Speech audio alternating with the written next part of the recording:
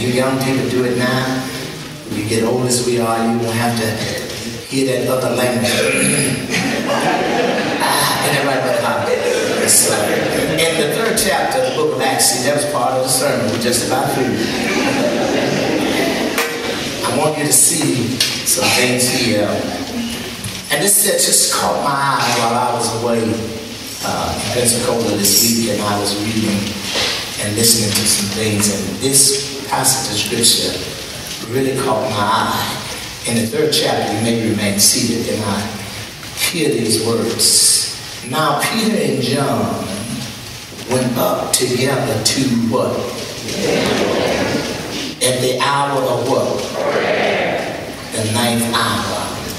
And a certain man, lame from his mother's womb, was carried, whom they laid daily at the gate of the temple, which is called Beautiful, to ask alms from those who enter the temple. Okay.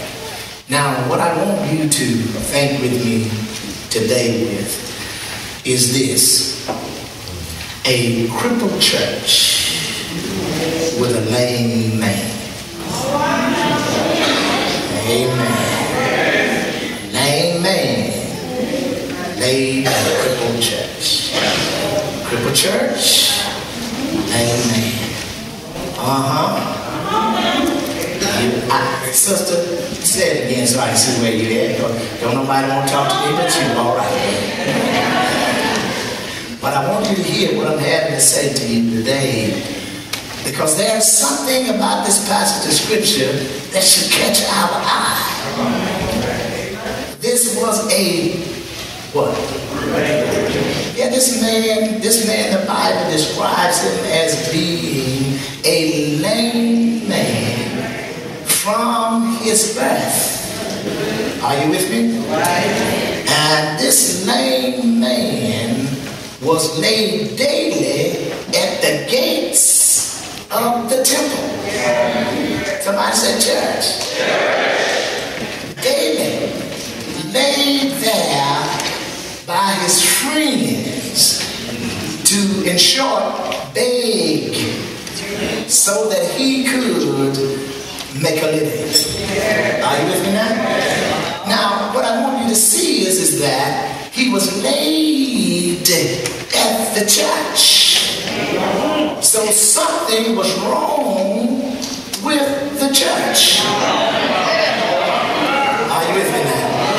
And you see, to be crippled means that you just do not function in full force. That there is a hindrance that causes you not to be able to function in full force. So the church was not functioning like it should have been, because this lame man who was unable to walk was laid in front of that church every day. Are you with me? It looked like at least somebody in the church would have taken notice of this man and done something about his situation. Are you with me? Now I want to make sure that we understand that the day of Pentecost has already fully come. Are you with me? So it was not that they did not have power available, because power was available, but they refused it in some way or another. I don't know how long this man was laid there. I don't know how many people passed him, but I do know that when we look at temple, it deals with the worshiping place. Are you with me? So these people were in the church daily praying. So evidently there was no power in the church.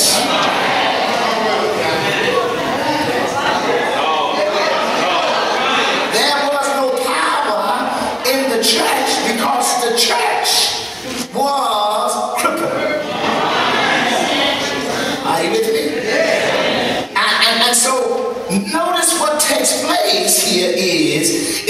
first of all, they laid this man at the gates. I don't believe to be healed, but that he may be provided for.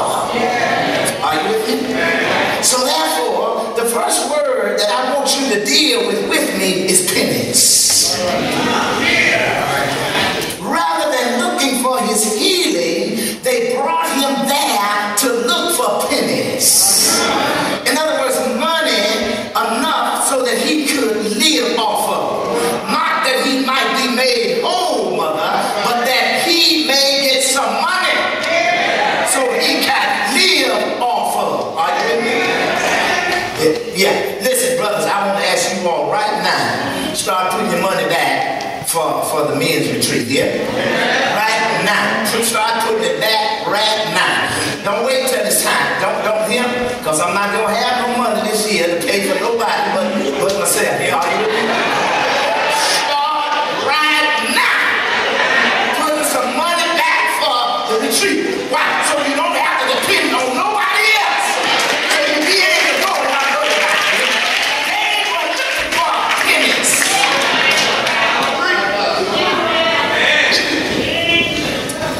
I don't know if we're crippling folk by always giving them when they ask.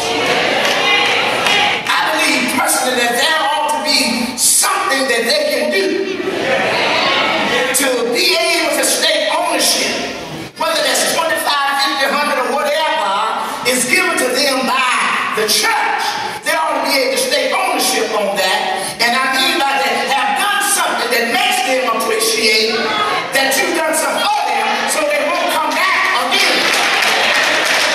Come on, man, let me tell you. My good friend, Pastor Fairmont out of Hinesville, he said that a man came to the church one night and he asked him, he said, can you help me?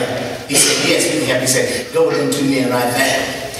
And them two men took him in the back and got to talk to that man about being saved, talk to that man about making a living, talk to that man, kept that man in there for 2 hours. And when he came out, I think he said he gave him $7. That man said, my God, man, all of that time for $7. But guess what? He haven't come back. He haven't been back there because he had to earn what he had asked for.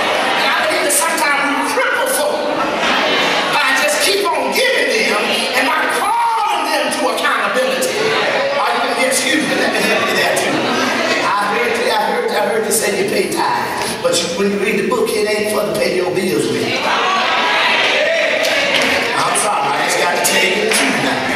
What the church do is on the mercies of God. It's not there to pay folks' bills with. It's there for ministry. No, pay your bills and ministry. Especially when God has provided for us and we've taken our monies and we have done something else with our money, and then we expect the church to take care of us there. Excuse me.